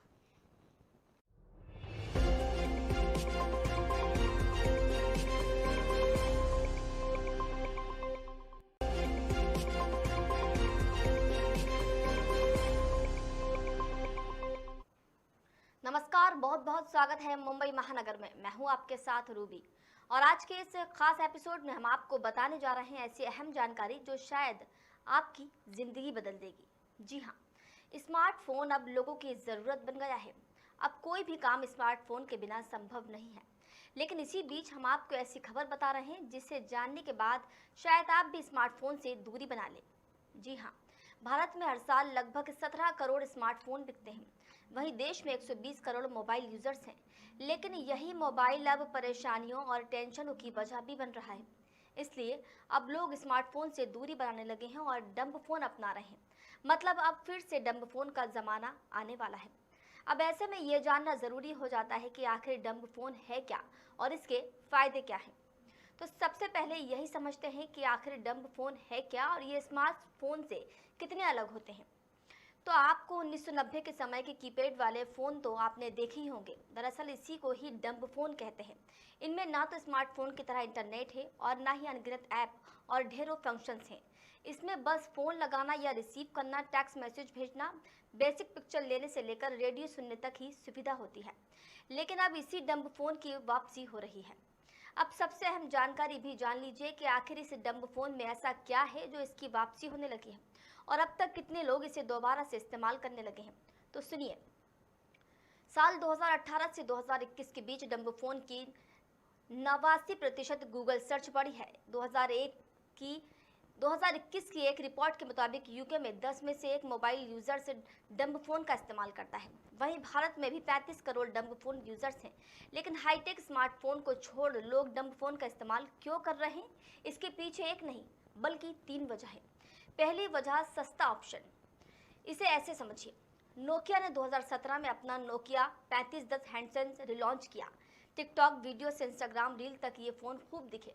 साल 2000 में पहली बार आए इस फ़ोन पर लोगों को पहले से भरोसा था, लेकिन इसके रिलॉन्चिंग ने लोगों को सस्ता और अच्छा ऑप्शन दे दिया। भारत में डंब फ़ोन 1500 रुपये से लेकर 3000 रुपये तक में आसानी से मिल जाते हैं। दूसरी वजह मजबूत और टिकाऊ। प्रदर्शन में भले ही ये स्मार्टफोन से पीछे हों, लेकिन इन्हें आसानी से खरीदा जा सकता है और स्मार्टफोन से ज़्यादा मजबूत और टिकाऊ भी हैं। साथ ही इन्हें बार बार चार्ज भी नहीं करना पड़ता है। तीसरी और सबसे बड़ी वजह हमारी स्मार्टनेस छीनते स्मार्टफोन। जी हाँ, दुनिया भर में स्मार्टफोन पर हुए कई अध्ययन में ज़्यादा से ज़्यादा ये मिला है कि स्क्रीन टाइम का असर हमारे अटेंशन, कंसंट्रेशन और मेमोरी पर पड़ता है। इससे नेगेटिविटी बढ़ रही है और प्रोडक्टिविटी कम हो रही है। बाकी स्मार्टफोन से डेटा चोरी और साइबर क्राइम के दूसरे खतरे तो हैं ही। अब ये भी जान लीजिए कि स्मार्टफोन की अभी तक की मार्केट रिपोर्ट क्या कहती है। जी हाँ, हाल ही की मार्केट रिपोर्ट में भी कुछ ऐसा ही दिख रहा है। पिछले 3 साल के मुकाबले भारत में स्मार्टफोन की बिक्री में 10% की गिरावट देखने को मिली है। हालांकि 5G के आने से उम्मीद भी जागी है। वहीं स्मार्टफोन की स्मार्टनेस से बचने के लिए अब फिर से लोग कीपैड की दुनिया में लौट रहे हैं। तो उम्मीद है कि आपको हमारी ये जानकारी अच्छी लगी होगी। अगर हाँ तो कमेंट करके ज़रूर बताएं। साथ ही वीडियो को लाइक, शेयर और हमारे चैनल मुंबई महानगर को सब्सक्राइब करना बिल्कुल ना भूलें। फिर मिलते हैं अगले वीडियो में किसी नई जानकारी के साथ। नमस्कार।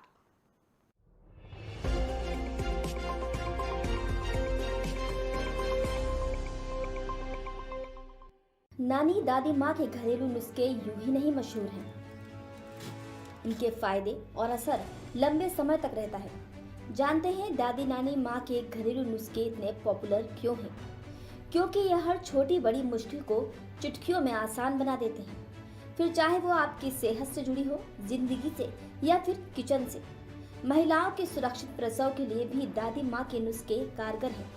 इसकी तस्दीक भोपाल में स्थित GMC के गायनिक विभाग ने जारी किए आंकड़ों से की है। आंकड़ों के मुताबिक विभाग में पिछले साल कुल 12,343 बच्चों ने जन्म लिया।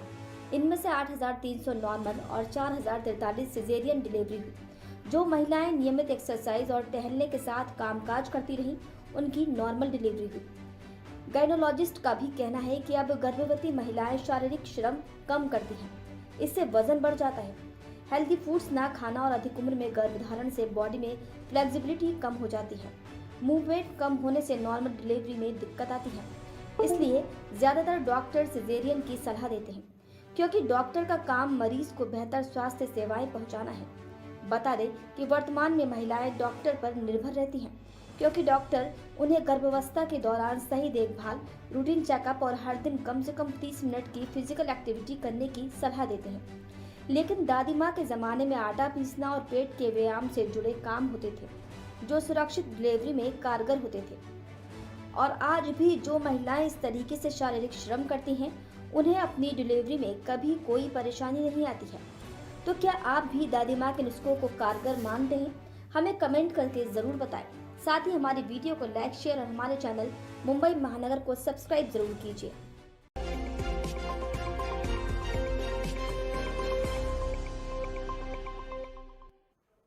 नमस्कार, मैं हूं आपके साथ रूबी और मुंबई महानगर के इस खास एपिसोड में आपका स्वागत है।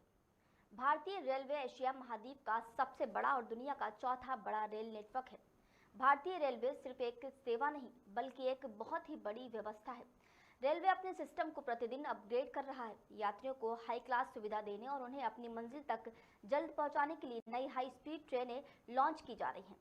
लेकिन क्या आपको मालूम है कि देश में कई ऐसे रेलवे स्टेशन भी हैं जिन्हें हॉन्टेड घोषित कर दिया गया है, और ऐसा इसलिए क्योंकि लोगों ने यहाँ असाधारण गतिविधियाँ होते हुए देखी हैं। तो आज के एपिसोड में हम बात करते हैं ऐसे ही 5 रेलवे स्टेशन की जिन्हें लोग हॉन्टेड मानते हैं।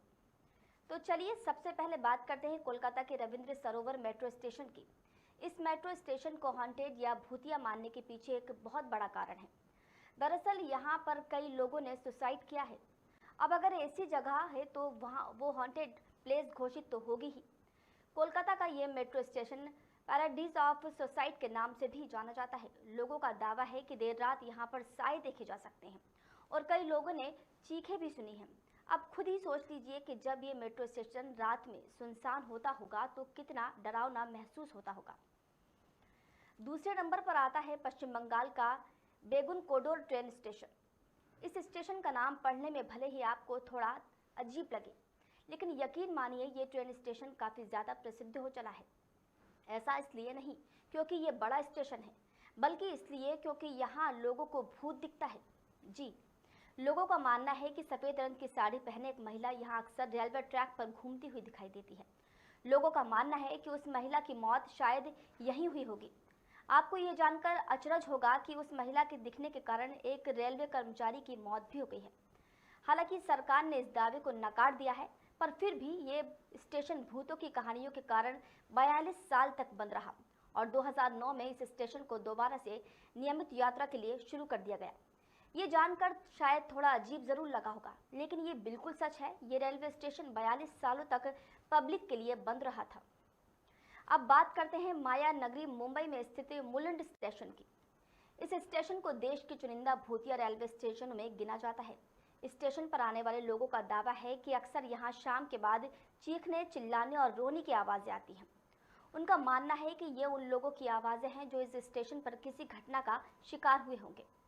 लोगों का ये भी दावा है कि रात की आखिरी ट्रेन के दौरान ये इलाका भूतिया हो जाता है।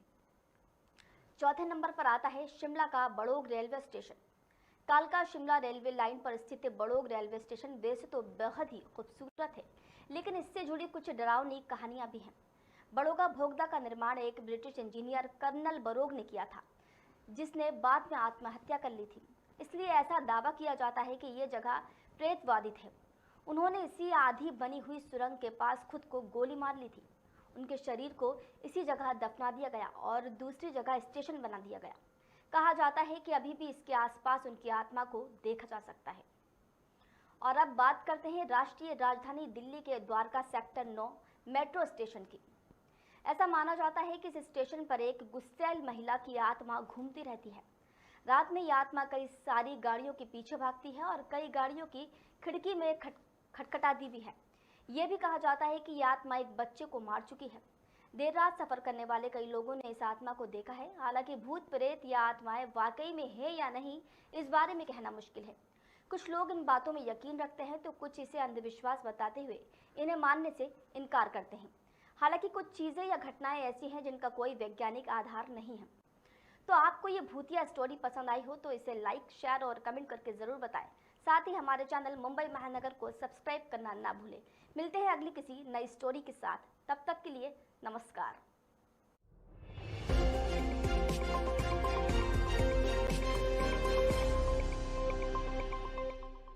स्लो इंटरनेट स्पीड होने की वजह से काफ़ी लोग परेशान रहते हैं। स्लो इंटरनेट स्पीड से न केवल इंटरनेट ब्राउज करने का मज़ा किरकिरा हो जाता है, बल्कि आपके ज़रूरी काम भी अटक जाते हैं। लेकिन अब इसका काफ़ी आसान सलूशन मिल गया है। इससे आपकी नेट स्पीड बढ़ जाएगी। इसके लिए आपको एक ऐप डाउनलोड करना होगा। ये ऐप एंड्रॉयड यूजर्स के लिए उपलब्ध है। इसे आप गूगल प्ले स्टोर से डाउनलोड कर सकते हैं। इस ऐप का नाम है DNS changer. DNS changer app को ओपन करते ही इसमें आपको कई सर्वर दिखाई देंगे। इसमें से आपको किस सर्वर पर सबसे ज़्यादा इंटरनेट स्पीड मिलती है, आप उसे सेलेक्ट करके कनेक्ट कर सकते हैं। सबसे पहले आप बिना किसी सर्वर को कनेक्ट किए मोबाइल की इंटरनेट स्पीड चेक करें। इसके लिए इंटरनेट स्पीड चेक करने वाले ऐप को डाउनलोड कर सकते हैं या गूगल पर सीधे सर्च करके स्पीड चेक कर सकते हैं। अब आप बारी बारी से ऐप में दिए गए सर्वर को कनेक्ट करके इंटरनेट स्पीड चेक कर सकते हैं। जिस सर्वर में आपको सबसे ज़्यादा स्पीड मिले उसे कनेक्ट कर लें और हाई स्पीड इंटरनेट का मजा लें। तो उम्मीद है कि आपको हमारी ये जानकारी अच्छी लगी होगी। अगर हाँ तो कमेंट करके ज़रूर बताएं। साथ ही हमारे चैनल मुंबई महानगर को सब्सक्राइब करना बिल्कुल ना भूलें।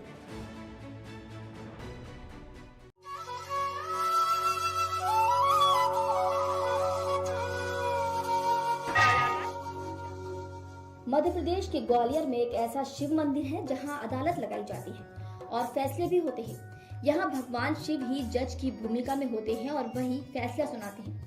यहाँ पर कोर्ट की तरह हत्या, लूट और अपहरण जैसे मामलों की सुनवाई की जाती है, जिसके बाद फैसला सुनाया जाता है। जिला मुख्यालय से कुछ ही दूरी पर गिरगांव में स्थित यह मंदिर मजिस्ट्रेट महादेव मंदिर के नाम से प्रसिद्ध है। यहाँ पर महाशिवरात्रि के दिन भव्य कार्यक्रम का आयोजन किया जाता है और मेला भी लगता है। इस मंदिर में दूर दूर से लोग पहुँचते हैं। मान्यता है कि अगर शिव जी की अदालत में कोई झूठ बोला तो उसे काफी नुकसान हो सकता है। महादेव की अदालत में 11 पंच का पैनल मामले की सुनवाई करता है। केस लेकर आने वाले दोनों पक्षकार गवाह लेकर आते हैं। सबूत और गवाह के आधार पर आरोपी की बात सुनने के बाद यहाँ पर फैसला किया जाता है। बाद में फैसले पर मोहर महादेव मंदिर के अंदर शपथ लेकर लगती है। इसके बाद रजिस्टर में केस को बाकायदा दर्ज भी किया जाता है। मान्यता ये भी है कि अगर 7 दिन में आरोपी को कोई नुकसान नहीं होता है तो वह निर्दोष मान लिया जाता है और अगर कोई नुकसान होता है तो उसे दोषी मान लिया जाता है। बता दें कि गिरगांव में स्थित महादेव मंदिर में लोग बड़ी संख्या में अपने पारिवारिक मामलों के निपटारों के लिए पहुंचते हैं। गांव के लोगों का कहना है कि महादेव के मंदिर में सभी समाज और जाति के लोग आते हैं। आसपास के गांवों से बड़ी संख्या में मुस्लिम समुदाय के लोग भी यहां अपने मामलों के निपटारों के लिए पहुंचते हैं। उम्मीद है कि आपको ये स्टोरी अच्छी लगी होगी। अगर अच्छी लगी है तो कमेंट करके जरूर बताइए। साथ ही वीडियो को लाइक, शेयर और हमारे चैनल मुंबई महानगर को सब्सक्राइब जरूर कीजिए।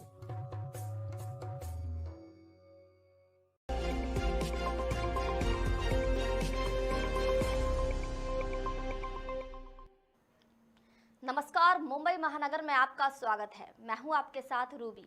आज का हमारा ये खास एपिसोड आपके लिए भी खास होने वाला है, क्योंकि इसमें हम बताएंगे आपको नाम के पहले अक्षर के बारे में बहुत कुछ। जी हाँ, किसी भी इंसान के नाम के पहले अक्षर का जीवन में भी बहुत प्रभाव पड़ता है। ज्योतिषाचार्यों के मुताबिक जिस तरह मूलांक और भाग्यांक व्यक्ति के जीवन पर इफेक्ट डालता है, उसी प्रकार नाम का भी काफ़ी असर होता है। जिस राशि में चंद्रमा जन्म के समय उपस्थित होता है, उस व्यक्ति का उसी राशि के अनुसार नाम का पहला अक्षर निर्धारित होता है। नाम का पहला अक्षर ही जातक के स्वभाव और भाग्य से संबंधित बातों को उजागर करता है। तो चलिए जानते हैं आपके नाम का आपके व्यक्तित्व पर क्या प्रभाव पड़ता है। तो सबसे पहले बात करेंगे ए नाम वालों की, जो काफ़ी मेहनती होते हैं। जी हाँ, ज्योतिष शास्त्र के मुताबिक ए नाम वाले लोग काफ़ी मेहनती और धैर्यवान होते हैं। इन्हें घुमा फिरा कर बातें करना बिल्कुल पसंद नहीं होता। भले ही सच कड़वा हो, लेकिन ये उसे स्वीकार करते हैं। पर्सनल और प्रोफेशनल दोनों ही जगहों पर ये खुले तौर पर अपने विचार रखते हैं। रोमांस के मामले में ये लोग थोड़े संकोची होते हैं। समय के अनुसार ए नाम वाले कभी कभी आलसी भी होते हैं। अब बात करेंगे पी नाम वालों की, जो काफ़ी ईमानदार होते हैं। जी हाँ, कहा जाता है कि जिनका नाम पी अल्फ़ाबेट से शुरू होता है वो लोग सच्चे। अब बात करेंगे पी नाम वालों की, और जो कि ईमानदार होते हैं, इनमें कलात्मक का भी भंडार होता है। इस तरह के लोग ज़्यादातर अपनी ही दुनिया में खोए रहते हैं और ज़िंदगी में कुछ पाने की इनमें इच्छा नहीं होती है। किस्मत हमेशा इनका साथ देती है और इन्हें बिना मांगे ही सब कुछ मिल जाता है।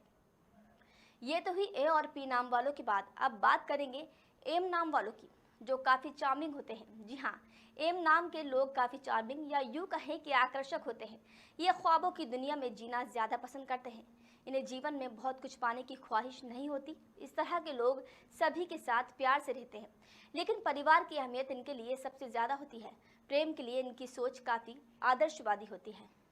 अब बात होगी टी नाम वालों की, जिनका स्वभाव काफ़ी ज़िद्दी होता है। जी हाँ, टी नाम से शुरू होने वाले लोग ज़िद्दी स्वभाव के होते हैं। इनको परेशानी ना होने पर भी ये परेशान होते हैं। वैसे अपनी फैमिली को ये बेहद प्यार करते हैं। खर्च करने से पहले ज़्यादा सोच विचार नहीं करते हैं।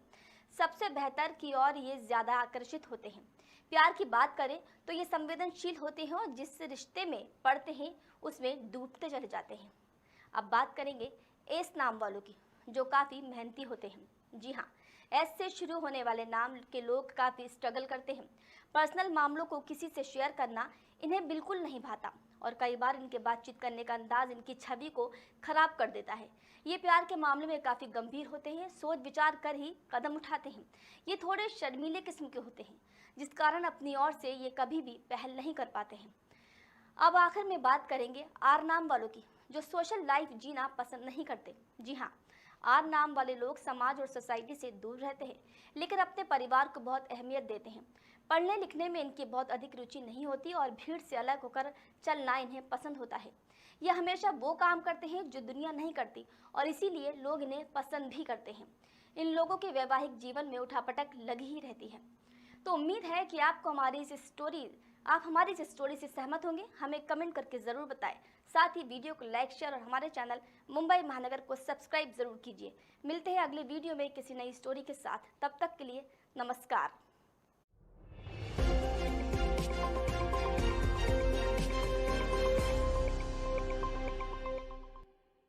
बता तो। नमस्कार, बहुत बहुत स्वागत है आपका मुंबई महानगर में। मैं हूं आपके साथ रूबी। तो आज का हमारा यह खास एपिसोड रहेगा सास बहू के नाम। जी हाँ, आप सभी लोगों ने कई फिल्मों और टीवी धारावाहिकों में ज़रूर देखा होगा कि सास और बहू के बीच अच्छी दोस्ती नहीं होती, चाहे आप फिल्मों की बात करें या फिर टीवी शो की। यहाँ पर सास बहू की जोड़ी में तू तू मैं और लड़ाई झगड़ा ही देखने को मिलता है। हालांकि ये हमेशा सच नहीं होता। अगर हम बॉलीवुड की बात करें तो ऐसी कई अभिनेत्रियां हैं जो अपनी सास के साथ एक बेहतरीन बॉन्ड शेयर करती हैं। जी हाँ, बॉलीवुड की कई अभिनेत्रियां ऐसी हैं जो अपनी सासू माँ की तो लाडली हैं ही, साथ ही उन्हें बिल्कुल माँ जैसा प्यार भी करती हैं। आज हम बॉलीवुड की कुछ ऐसी ही सास बहू की जोड़ी के बारे में बताने जा रहे हैं जिनके बीच माँ बेटी जैसा रिश्ता है। आखिर ये बॉलीवुड की हसीनाएं कौन सी हैं जो बेस्ट सास बहू के रूप में नजर आती हैं? चलिए बताते हैं आपको। तो सबसे पहले बात करेंगे ऐश्वर्या राय और जया बच्चन की। जी, दोनों ही काफ़ी अच्छे सास बहू वाले गोल सेट करते हुए नजर आती हैं। ऐश्वर्या राय बच्चन फैमिली की लाडली बहू हैं। ऐश्वर्या और जया बच्चन के बीच बॉन्डिंग बहुत ही अच्छी है। वैसे शुरुआती दौर में इन दोनों के रिश्ते ठीक नहीं थे। दोनों के बीच काफ़ी मनमुटाव की खबरें सुर्खियों में बनी रहती थी, लेकिन समय के साथ साथ ऐश्वर्या और जया बच्चन के बीच काफ़ी हद तक चीज़ें ठीक होती चली गई। अब दोनों के बीच में काफ़ी ज़्यादा प्यार और सपोर्ट भी देखा जाता है। वहीं कई मौक़ों पर जया बच्चन अपनी बहू ऐश्वर्या राय बच्चन की जमकर तारीफ भी करते हुए नजर आती हैं। अब बात होगी डिम्पल क्वीन आलिया भट्ट और नीतू कपूर की। जी हाँ, आलिया भट्ट बीते 14 अप्रैल को रणबीर कपूर की पत्नी और नीतू कपूर की बहू बनी है। और सबसे खास बात यह है कि शादी से पहले भी आलिया भट्ट और नीतू कपूर की बॉन्डिंग काफ़ी अच्छी थी। आलिया भट्ट और नीतू कपूर एक दूसरे से काफ़ी प्यार करती हैं। इसके साथ ही कैमरे के सामने भी दोनों सास बहू गोल्स को सेट करती नजर जाती हैं। एक बार खुद नीतू कपूर ने यह कहा था कि वो चाहती हैं कि उनकी बहू आलिया पूरे घर पर राज करे। अब इस लिस्ट में तीसरा नाम कैटरीना कैफ और सास वीना कौशल का है। जी, कैटरीना और उनकी सास वीना कौशल दोनों एक दूसरे को बहुत ज़्यादा प्यार और सपोर्ट करती हैं। वहीं बहू से बेटी बनकर कैटरीना कैफ ने भी अपनी सासू माँ का दिल जीतने में कोई कसर नहीं छोड़ी है। कैटरीना कैफ ने कपिल शर्मा के शो में ये बात बता दिया था कि उनकी सास उनके लिए बड़े ही प्यार से पराठे बनाती हैं। इसके साथ ही खूब लाड़ दुलार भी करती हैं। अक्सर कैटरीना कैफ अपनी सासू माँ के साथ की तस्वीरें भी सोशल मीडिया पर शेयर करती रहती हैं। अब बात करेंगे बॉलीवुड की देसी गर्ल यानी प्रियंका चोपड़ा और डेनिस मिलर की। जी हाँ, अपनी सासू माँ डेनिस मिलर जोनस की लाडली प्रियंका, उन दोनों के बीच काफ़ी अच्छी बॉन्डिंग भी देखने को मिलती है। दोनों सास बहू के बीच में इतना प्यार है कि प्रियंका ने अपनी बेटी का नाम भी अपनी सास के नाम पर ही रख दिया है। वहीं प्रियंका चोपड़ा अक्सर अपनी सासू माँ के साथ की तस्वीरें और वीडियो भी शेयर करती रहती हैं। अब इस लिस्ट में 5वां नाम बॉलीवुड की मशहूर अदाकारा दीपिका पादुकोण और अंजू भवानी का है। जी हाँ, दीपिका पादुकोण और उनकी सास अंजू भवानी दोनों एक दूसरे के साथ जबरदस्त बॉन्ड शेयर करती हैं। कई बार इन दोनों को साथ में देखा जाता है। दोनों एक दूसरे को काफी सपोर्ट करते हुए भी नजर आती हैं और दोनों में काफी अच्छी बॉन्डिंग भी है। अब आखिर में बात होगी मीरा राजपूत और नीलिमा अजीम की। जी हाँ, अगर हम बॉलीवुड एक्टर शाहिद कपूर की मां नीलिमा अजीम और पत्नी मीरा राजपूत की बात करें तो ये दोनों भी बेस्ट सास बहू के गोल्स सेट करती नजर आती हैं। इसके साथ ही दोनों सास बहू की जोड़ी को दर्शक भी बहुत ज़्यादा पसंद करते हैं। दोनों अक्सर हर फंक्शन में साथ नजर आती हैं। तो ये थी बॉलीवुड की वो अभिनेत्रियाँ जो अपनी सासू को सास नहीं बल्कि अपनी माँ समझती हैं। तो उम्मीद है कि आपको हमारी ये स्टोरी अच्छी लगी होगी। हमें कमेंट करके ज़रूर बताइएगा। साथ ही वीडियो को लाइक, शेयर और हमारे चैनल मुंबई महानगर को सब्सक्राइब ज़रूर कीजिएगा। मिलते हैं अगले वीडियो में किसी नई स्टोरी के साथ। नमस्कार। Prime Minister approved the Semicon India program on the 1st of January 2022. So we promise to all of you that within next 14 to 16 months, we will work hard, we'll interact with everybody, we'll learn from world's experience and come out with a program which is credible, which will take the country on a good semiconductor journey for next 10 years. जल्द ही ऐसा वक्त आने वाला है जब दुनिया भर के स्मार्टफोन भारत में बनी चिप से चला करेंगे। जी हाँ, कोरोना आने के बाद चीन में जैसे हालात बने उसकी वजह से पूरी दुनिया में सेमीकंडक्टर की किल्लत पैदा हो गई थी और इसकी आपूर्ति को लेकर चीन का विकल्प खोजा जाने लगा था। लेकिन अब भारत इस कमी को पूरा करने जा रहा है। गुजरात में देश का पहला सेमीकंडक्टर प्लांट जल्द शुरू होने जा रहा है। यानी वो दिन दूर नहीं जब दुनिया भर के स्मार्टफोन, टीवी और इलेक्ट्रॉनिक डिवाइस भारत में बने सेमीकंडक्टर से चलेंगे। उद्योगपति अनिल अग्रवाल का वेदांता समूह और सेमीकंडक्टर सेक्टर की बड़ी मैन्युफैक्चरिंग कंपनी फॉक्सकॉन मिलकर ये प्लांट लगाने जा रहे हैं। ये स्पेशल रीजन अहमदाबाद के पास पड़ता है। जानकारी के मुताबिक वेदांता और फॉक्सकॉन ने इसके लिए एक ज्वाइंट वेंचर बनाया है। इस ज्वाइंट वेंचर ने पिछले साल सितंबर में ही राज्य सरकार के साथ एक MOU पर हस्ताक्षर किए थे। कंपनी 1,54,000 करोड़ रुपए का निवेश कर ये संयंत्र लगाने जा रही है। ये देश के इतिहास में अब तक के सबसे बड़े कारपोरेट निवेश में से एक है। इस प्लांट में न सेमीकंडक्टर बल्कि डिस्प्ले मैन्युफैक्चरिंग यूनिट भी स्थापित होगी।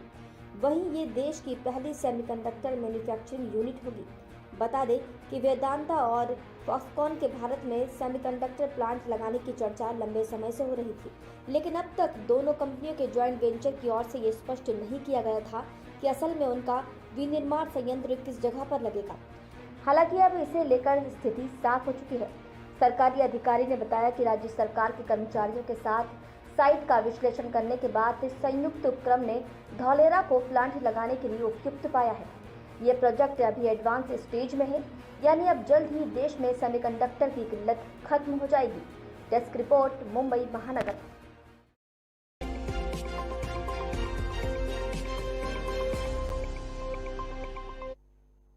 नमस्कार, बहुत बहुत स्वागत है आपका मुंबई महानगर में। मैं हूं आपके साथ रूबी।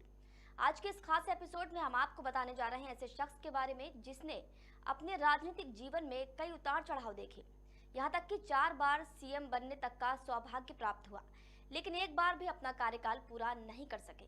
जी हाँ, राष्ट्रीय स्वयंसेवक संघ से अपने करियर की शुरुआत करने वाले बीजेपी नेता बुकानकेरे सिंधालिंगप्पा येदुरप्पा यानी BS येदुरप्पा ने राजनीति से संन्यास ले लिया है। बुधवार यानी 22 फरवरी को उन्होंने विधानसभा में अपनी आखिरी स्पीच दी और कहा कि ये एक दुर्लभ पल है क्योंकि अब मैं दोबारा चुनाव नहीं लड़ूंगा। मुझे बोलने का मौका देने के लिए शुक्रिया। 80 साल के येदुरप्पा ने अपनी स्पीच में PM मोदी का धन्यवाद भी किया और कहा कि अगर भगवान ने मुझे शक्ति दी तो मैं 5 साल बाद होने वाले अगले विधानसभा चुनाव में भी भाजपा को सत्ता में लाने के लिए अपना पूरा जोर लगाऊंगा। येदुरप्पा ने भले ही राजनीति से संन्यास ले लिया हो, लेकिन कर्नाटक में उनके नाम का डंका बजता था। वो ऐसे ही प्रदेश के 4 बार मुख्यमंत्री नहीं बने। हालांकि चारों बार वो अपना कार्यकाल पूरा नहीं कर सके। 5 दशकों से अधिक लंबा उनका राजनीतिक सफर उथल पुथल से भरा रहा।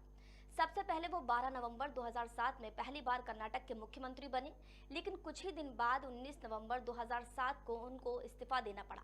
इसके बाद वो 30 मई 2008 में दोबारा राज्य के मुख्यमंत्री बने, लेकिन भ्रष्टाचार के आरोपों के चलते उन्हें 4 अगस्त 2011 में फिर से इस्तीफा देना पड़ा।